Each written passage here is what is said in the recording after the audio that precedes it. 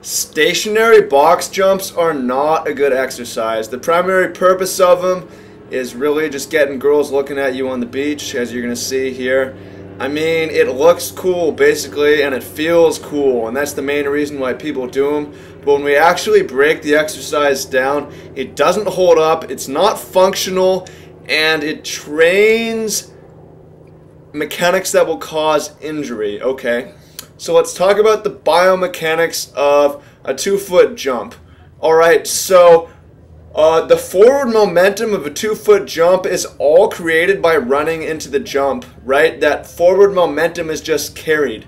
The jump itself does not create any forward momentum. It shouldn't. The jump itself only has two purposes. The jump, getting deep into that jump.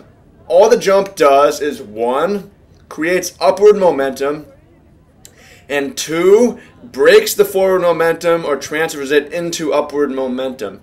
There's no reason to be creating forward momentum on a 2-foot jump. The jump itself is going straight up, is all it's doing. So this forward jump that you're seeing here has consequences on the body, right? So a 2-foot jump should really be a sideways jump, and that allows you to sit back into your jump. Leaning forward is what creates the momentum here, and leaning forward has some pretty bad consequences on the body.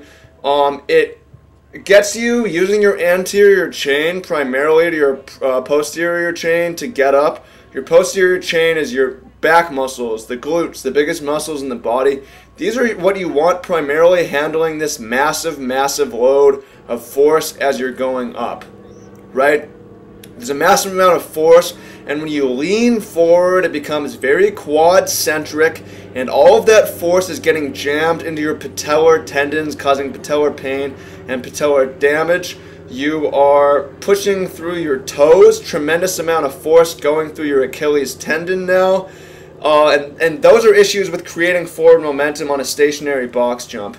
Right? So I don't think this is a good exercise at all. I think if you want to practice 2-foot jumping, you want to do it basically as a sideways jump.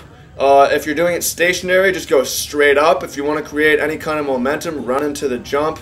I also think an interesting discussion, which I may have later, has to do with how this relates to jump shooting. If you have a jump shot that carries you forward, it might be good for making shots, but it's not going to be as sustainable over a long career because it's going to be causing that patellar and Achilles damage, potentially.